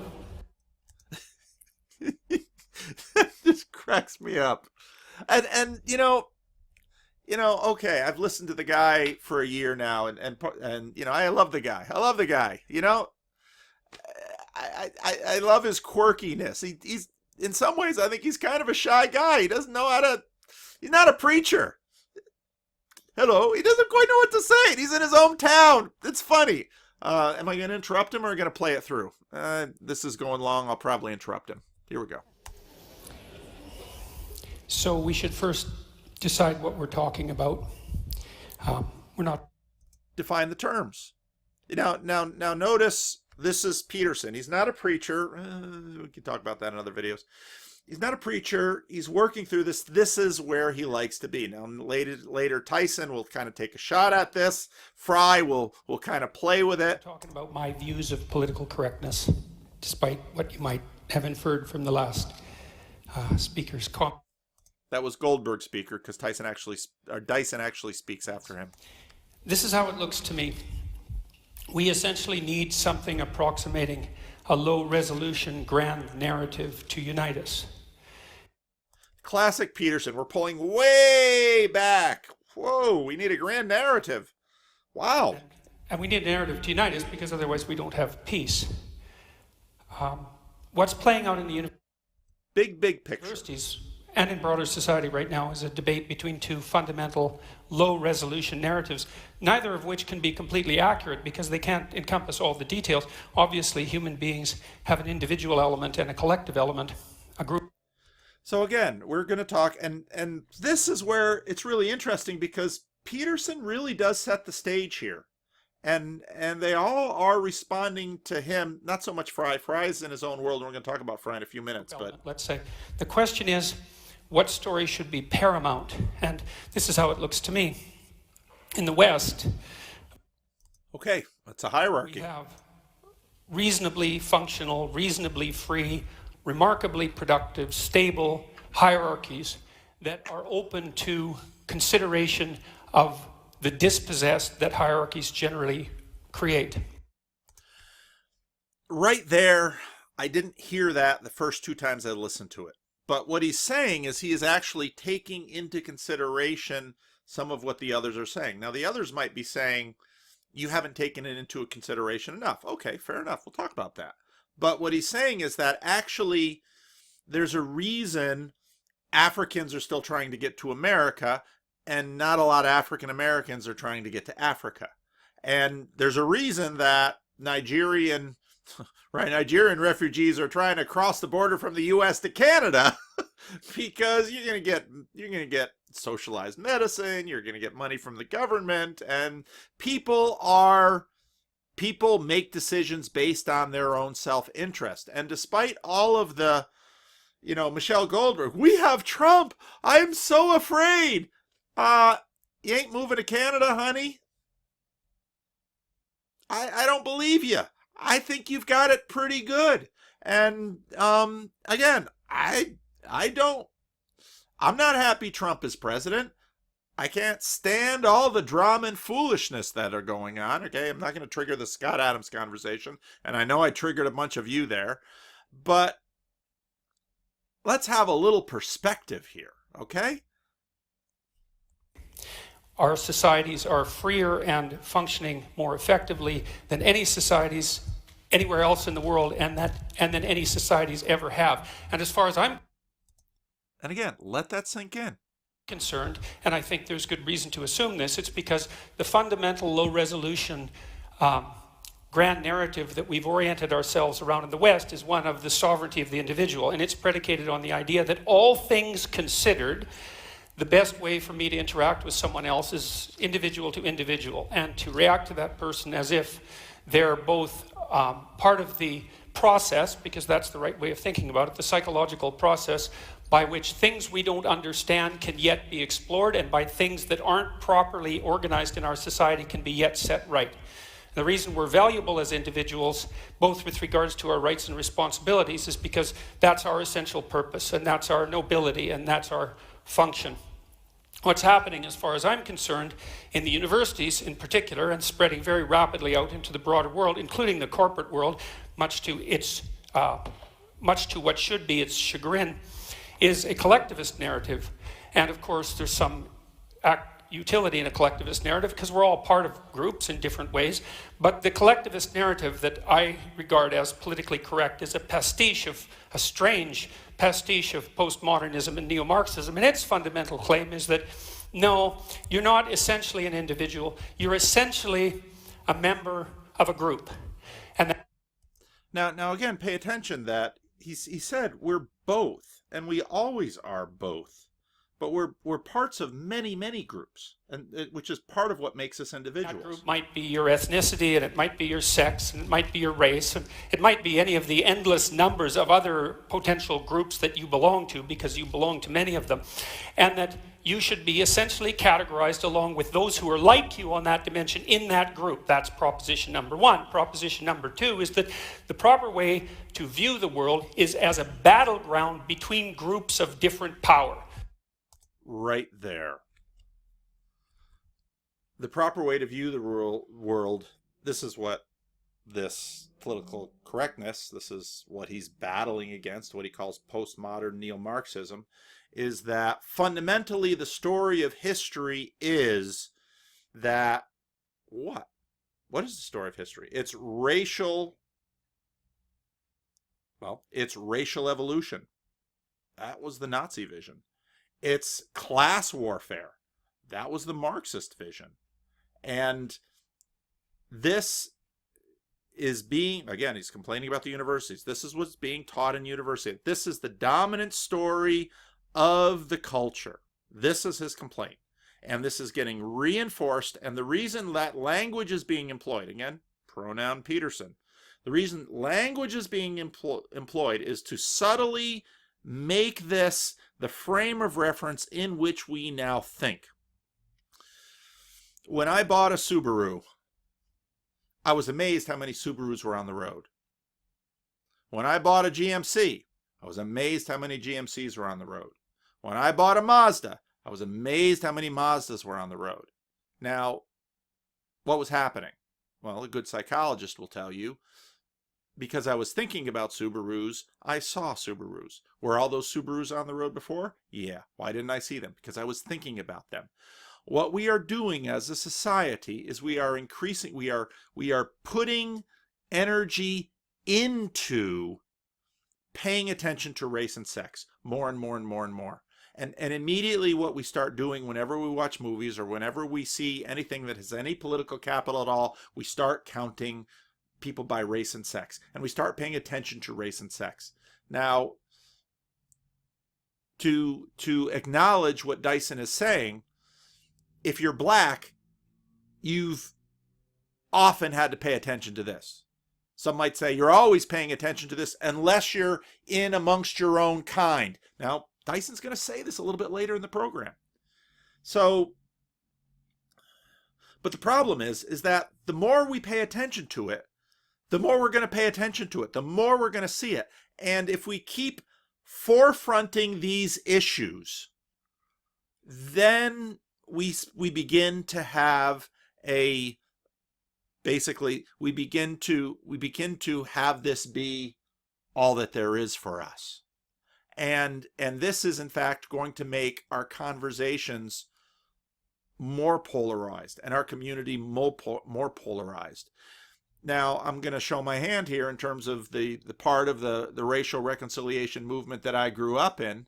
I personally think integration is one of the most important things we can do in order to build bridges between communities, which means I live in a very diverse community. I have always lived in very diverse communities. I choose to live in very diverse communities. Why? Because I like what it does to me, because I'm used to having to deal with lots of people different than myself. Am I high in openness? Yes, I like that. I realize that there's temperamental factors to this. I want to worship in a church where there are multiple cultures expressed and in the room, and where we have to work with these things and where we have to deal with these things. And I would love to sit down and talk to Michael Dyson about race. I have no problem with that. I have no problem with talking to anyone on this stage. But the problem is when you make these large narratives, the dominant narratives in the culture, and that's why Peterson is talking about this, you change the conversation that accentuates the conflict. So you define the groups first, and then you assume that you view the individual from the group context, you view the battle between groups from the group context, and you view history itself as a consequence of nothing but the power maneuvers between different groups. And that is exactly what, in a sense, we saw in Nazi Germany, and that's exactly what we saw in the Soviet Union. This is what Peterson is saying. He is saying we are reworking the conflicts of the 20th century, and in a sense, progressive liberationism is employing the worst of both regimes. That eliminates any consideration of the individual at a very fundamental level. And also any idea, for example, of free speech, because if you're collectivist at heart in this manner, there is no such thing as free speech. It isn't that it's debated by those on the radical left and let's say the rest of us, so to speak. It's that in that formulation, there's no such thing as free speech. There's no such... For an individualist, free speech is how you make sense of the world and reorganize society in a proper manner. For an individualist, there's something called free will, or real agency, as I would prefer to call it. An individualist has agency, but if you're a collectivist... For the radical left type collectivist that's associated with this viewpoint of political correctness, when you speak, all you're doing is playing a power game on behalf of your group. And there's nothing else that you can do because that's all there is. That's a really important point. And the point, in fact, gets manifest in this talk because nobody white on stage can say anything about race to the black man. Nobody male on stage can say anything about sex to the woman. Nobody straight on stage can say anything about sexual orientation to the gay man. What that means is that we no longer have anything to say. That everything is presupposed by a prescribed narrative, and that's all there is. And we can't make progress with each other. We can't have a conversation. Because, you know, the white guy doesn't know anything about being black. But what that tends to mask is that it's a two-way street. And so both sides are going to have to finally come together and negotiate a way to live with one another. And not only is that all there is in terms of who you are as an individual now and how society should be viewed, it's also the fundamental narrative of history. For example, again, what we saw in Nazi Germany and the Soviet Union. It's widely assumed in our universities now that the best way to conceptualize Western civilization is as an oppressive, male-dominated patriarchy, and that the best way to construe relationships between men and women across the centuries is one of oppression of women by men. It's like, well, look, no hierarchy is without its tyranny. That's an axiomatic truth. People have recognized that literally for thousands of years. And hierarchies do tend towards tyranny, and they tend towards the usurpation by people with power. But that only happens when they become corrupt. Okay, and this is where we're going to go into the further videos. If Peterson wants to make progress, he's not going to be able to make progress in an attempt to diminish the impact. I think what he needs to do is demonstrate that the imagined solutions to the problem are insufficient. Because if he, as a white man, says anything that sounds like he doesn't understand the depths of the complexity or the depths of the problem or the price that others have paid, now again, he'll say this again and again and again, this is not the side of the equation that he's going to be heard on from the left. We have mechanisms in our society to stop hierarchies from becoming intolerably corrupt, and they actually work pretty well. And so I would also point this out. You know, don't be thinking that this is a debate about whether empathy is useful or not, or that the people on the con side of the argument are not empathetic. I know perfectly well, as I'm sure Mr. Fry does, that hierarchies tend to produce situations where people stack up at the bottom, and that the dispossessed in hierarchies need a political voice, which is the proper voice of the left, by the way, and the necessary voice of the left. These parts of Peterson are generally not heard. But that is not the same as proclaiming that the right level of analysis for our grand unifying narrative is that all of us are fundamentally to be identified by the groups that we belong to and to construe the entire world as the battleground between different forms of tyranny in consequence of that group affiliation. And to the degree that we play out that narrative, that won't be progress, believe me, and we certainly haven't seen that progress in the universities. We've seen situations like what happened at Wilfrid Laurier University instead. We won't see progress. And here again, you know, you might have fleshed that out a little bit, and that might have been helpful to the audience. Although maybe everybody knows it in Toronto. What we'll return to is exactly the same kind of tribalism that characterized the left. Now notice there weren't any, he didn't get any applause lines during his speech. The applause at the end was because he had run out of time. That's the convention of the evening, what the moderator had told them to do. Now what does that say? Well, Peterson, very intellectual, very big picture. Dyson's preaching, Peterson's lecturing. Well, Dyson's a professor too, according to his CV, but he postured himself as a preacher. Peterson postured himself as a professor, giving instruction. Now, what's interesting, and again,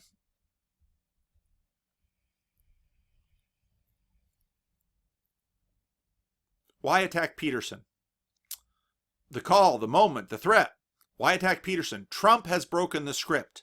How has Trump broken the script? Listen to Goldberg's existential panic about Donald Trump. Now, I think, again, this panic is a show because I'm sure she feels it, but she's not acting like Donald Trump is going to come after her, or she could move to Canada or Europe or someplace that she would feel safe.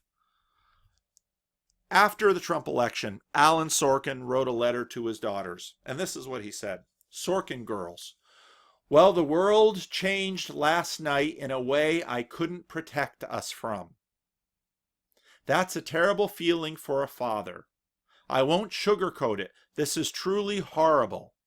It's hardly the first time my candidate didn't win. In fact, it's the 6th time. But this is the first time that a thoroughly incompetent pig...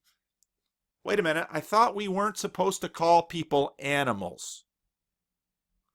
That a thoroughly incompetent pig with dangerous ideas, a serious psychiatric disorder, and no knowledge of the world and no curiosity has learned, no curiosity to learn has.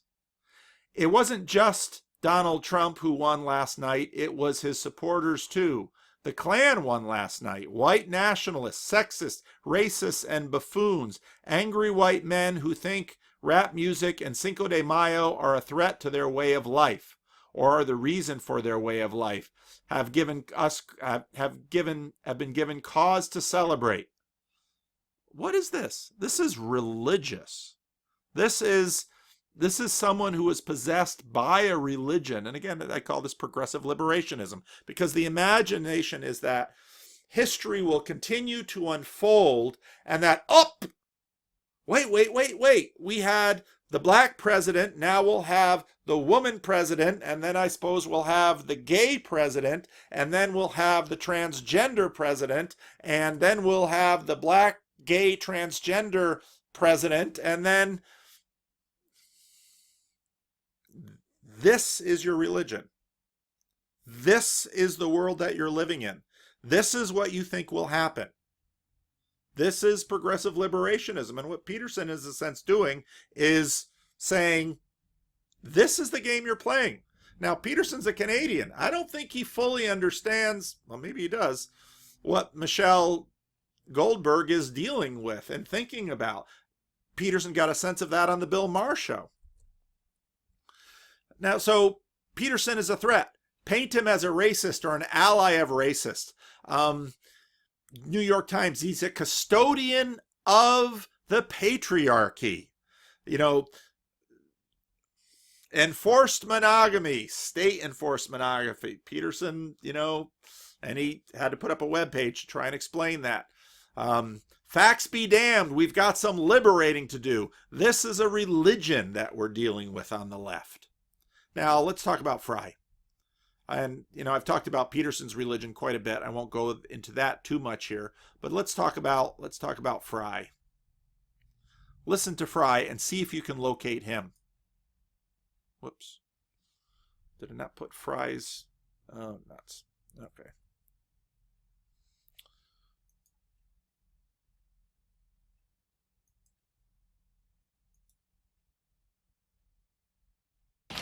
That's what white supremacy is. That's what white supremacy is. Actually, I didn't catch that earlier. So, are you saying Peterson's a white supremacist?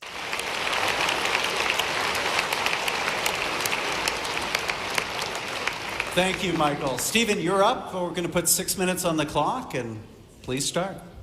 Yes, I'll try and be as quick as possible, because if I miss that plane to London, I won't half hear the end of it from the bridegroom's mother. Now, Oh, he's talking about the royal wedding. I didn't figure that out. in agreeing to participate in this debate and stand on this side of the argument, I'm fully aware that many people who choose incorrectly, in my view, to see this issue in terms of left and right, devalued and exploded terms, as I think they are, will believe that I am betraying myself in such causes and values that I have espoused over the years. Why? Because he's a gay man. So he's supposed to be he's supposed to be a progressive liberationist. But as we're going to discover, not so much. I've been given huge grief already simply because I'm standing here next to Professor Peterson, which is the very reason Allies like this. that I am standing here in the first place. I'm standing next to someone with whom I have, differences, shall we say, in terms of politics and all kinds of other things. I feel for Peterson here, man. They picked this guy to be your ally. Precisely because I think all this has got to stop. This rage, resentment, hostility, intolerance. Above all, this with us or against us, certainty. Certainty. Pay attention. The Grand Canyon has opened up in our world. The fissure, the crack, grows wider every day. Neither on each side can hear a word that the other shrieks, and nor do they want to. While these armies and propagandists in the culture wars clash, down below in the enormous space between the two sides, the people of the world try to get on with their lives, alternately baffled, bored, and betrayed by the horrible noises and explosions that echo all around.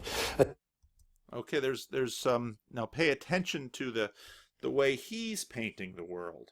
Now there's an elitism here. There's the little people of the world. They just want to be left alone to go about their lives, and I think, in terms of what they're actually talking about, he's onto something, because moralists, especially purifying moralists like the progressive liberationists in this cause, get increasingly annoying.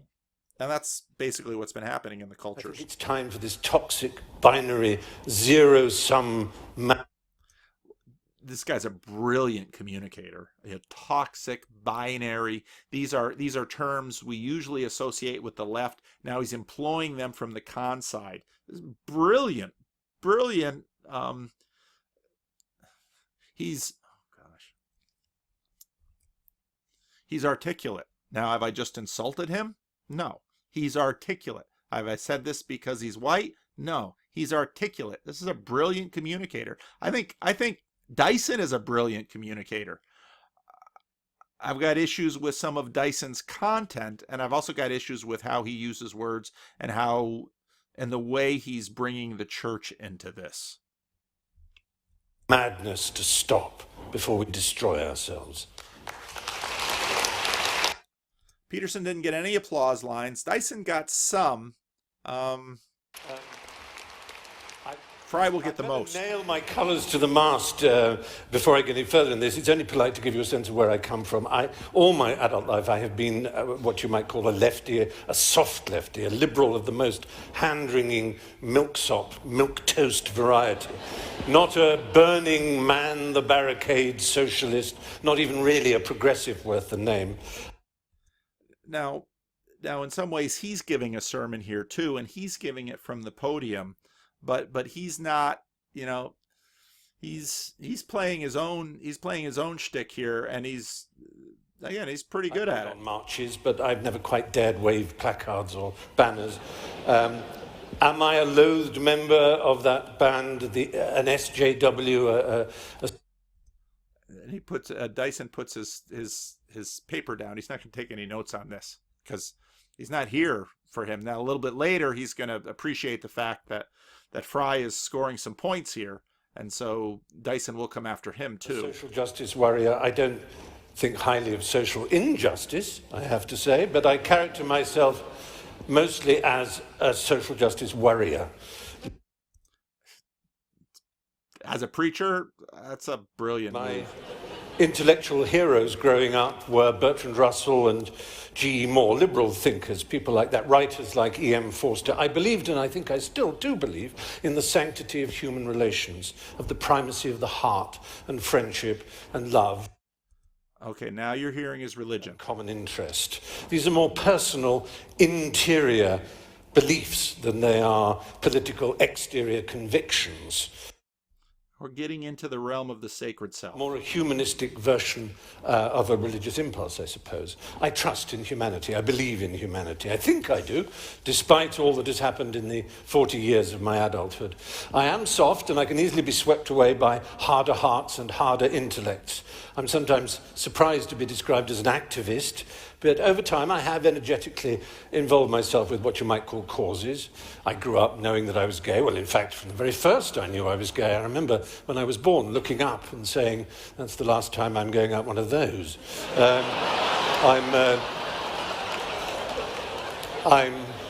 I'm Jewish.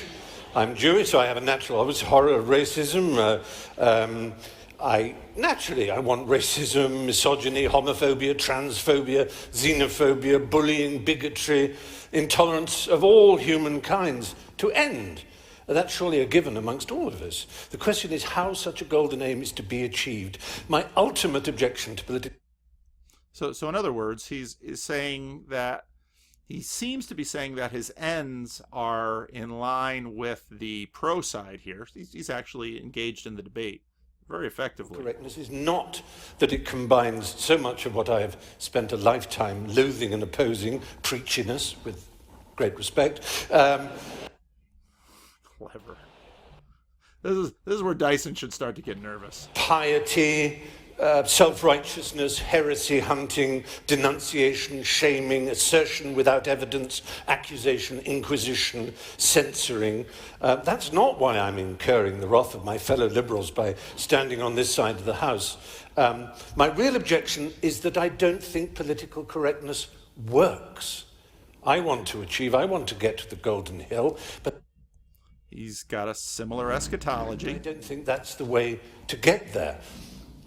I believe one of the greatest human failings is to prefer to be right than to be effective.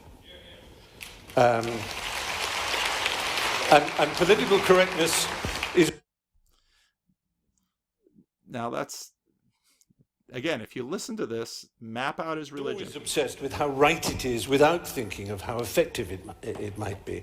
I wouldn't class myself as a classical libertarian, but I do relish transgression, and I deeply and instinctively distrust conformity and orthodoxy.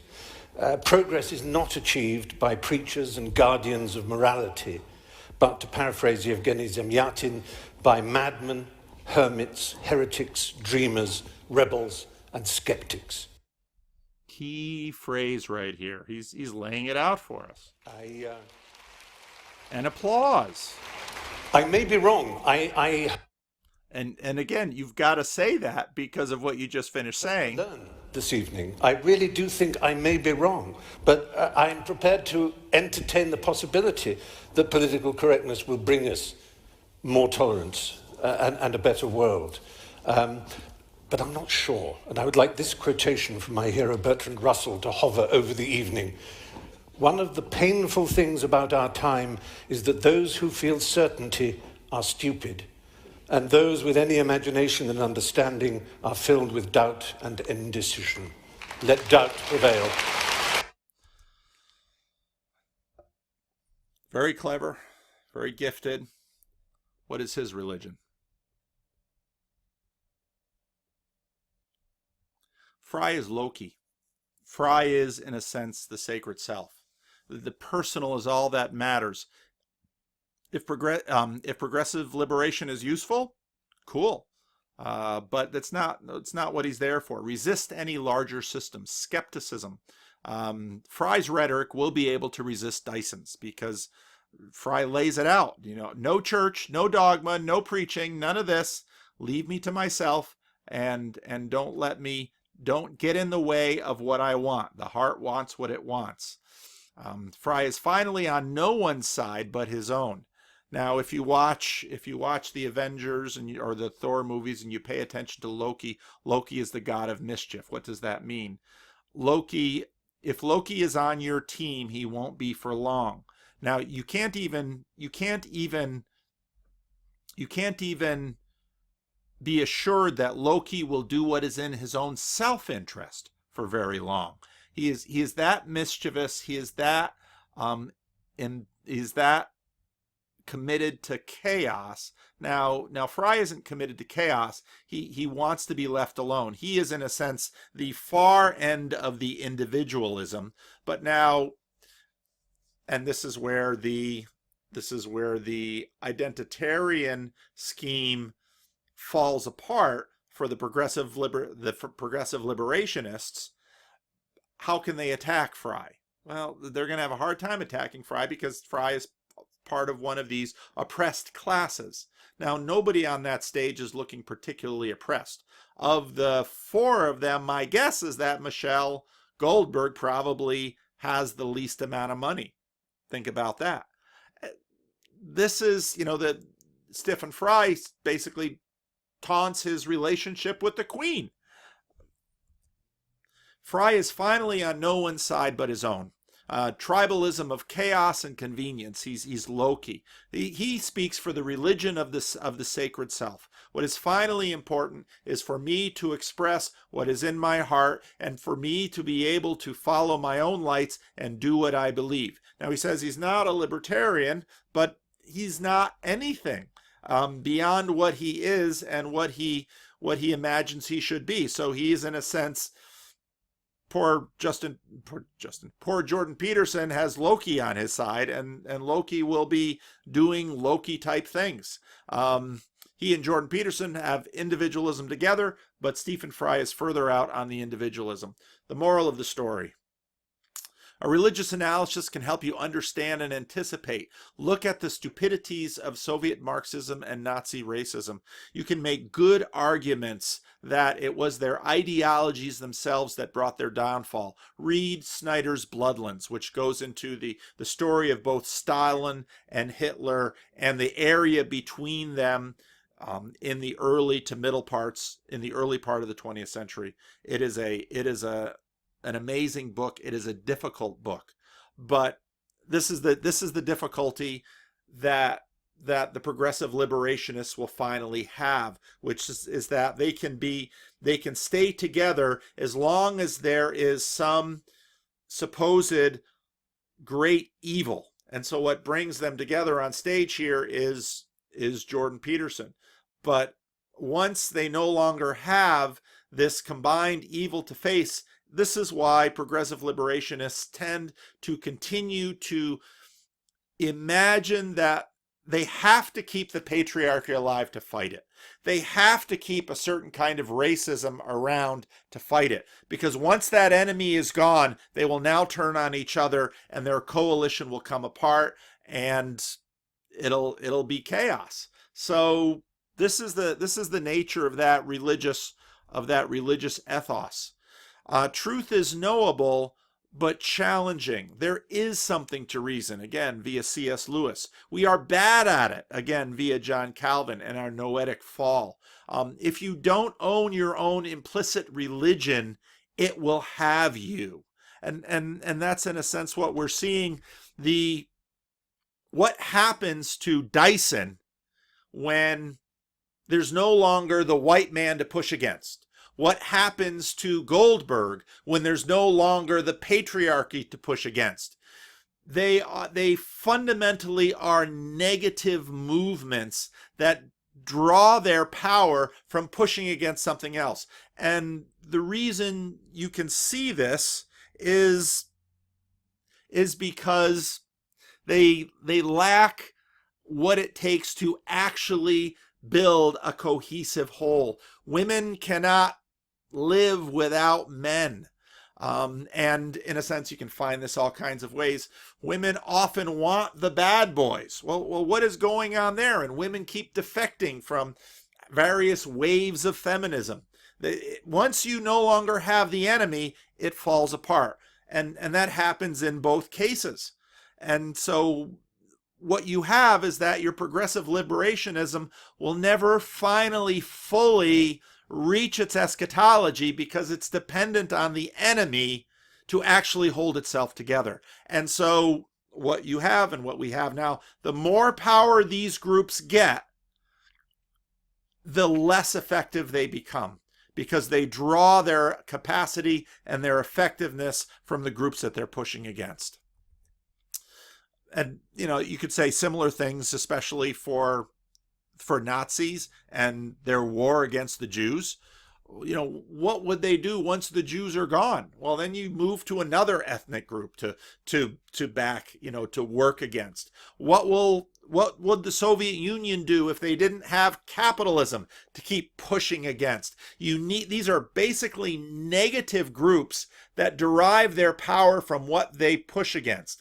And this is in a sense where the West won, because I don't think the West is negative in that same way. They actually have a more cohesive, more balanced, more diverse system that stands on its own, which is probably why it wins.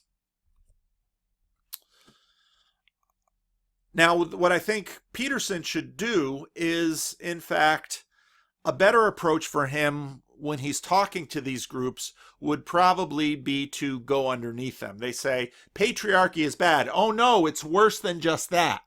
Racism is bad. Oh no, it's worse than just that. Peterson can do that. And Peterson does that a little bit, but he doesn't stick to it. He gets triggered. Part of the play here, which he can learn from Fry, is the self-deprecation, using humor, coming at it from below and say, you know, you think you can resolve the issues of the African American community by dealing with the white man. Listen to Glenn Mowry. The white man is not going to save you. He won't. That's, in a sense, you borrow from Ta-Nehisi Coates and you say, yeah, it's dark. It's in fact darker than you think. You're not going to win this by winning political battles in America and getting all the white people to have privilege coaches. Because, again, as John McWhorter makes the point, he says, you can do that all day long, and it's a religious exercise. And McWhorter says it's basically, it means nothing. Because all that happens is you say, hey, white guy, you're not owning your privilege. Oh, I'm sorry. You're not owning enough. Oh, I'm sorry. You're not owning enough. Oh, I'm sorry. And it never goes anywhere until a certain degree of the white population gets tired of hearing that they're racist all the time and they vote in Donald Trump. Here you have it. And that's what Fry mentioned. Peterson does better by saying it's worse than that. There's a better way to contend with progressive liberationism. It is finally a religious hope. Its eschatology doesn't hold together. It is finally a negative dynamic. They're going to have to break a few eggs, and the more power they have, the more they will become the oppressor. Implicit in the narrative is that if you have been oppressed, once you're the oppressor, you won't oppress anymore. That has never been true. Because what we've seen again and again with revolutions, the people who were oppressed usually decide, now it's time for payback. How does that go? You just fuel the revolution, which is why, again, in Jesus' revolution, Jesus doesn't go and say, we're going to kill the Herodians and the Romans. Jesus says, I am going to sacrifice myself. And you are not, in fact, you are going to kill me, but I am going to rise again. That's the Christian story. That's why it has so much power. That's why it perpetually beats revolutions, even though Christians die. There are too many facets, as Jordan Peterson points out, and there's a near infinite number of aspects around which oppression, privilege, and victimization can cluster. And this is why we see LGBTQA, so on and so forth. And the longer this goes, the more the beginning of the alphabet of this string of letters begins to feel alienated. Watch Andrew Sullivan and where he's at and where he's going. So, in a sense, Fry comes in and Fry says, yeah, I'm against all this. Let me be me. But, okay, that's the radical individualism. Where can there be an us? Well, if you're Stephen Fry and you're, fabulously wealthy man who enjoys the community and the company of the Queen of England, well, yeah, I suppose you don't want people chattering at you and you don't want to curb your speech because other people might be offended. You just want to be all by yourself expressing your individualism as you are yourself. The problem is there's the dynamic, as Peterson noted, between the individual and the collective, and there's always tension between those dynamics, but you have to work that in a way, and I think Peterson is right, each individual is part of multiple collectives, and this is why, finally, if there's too much collectivization, it breaks down. I think that's my last slide. Nope. I didn't talk about Jordan Peterson's religion. I've got doubts about his religion, as I've said in how many of my videos. I agree that we've been blessed in the West, and I agree that Western civilization has been blessed by the wisdom of the Bible, but I can't live within his epistemological box. And if you want to know, again, some of my stuff, see my Divine Lobster video.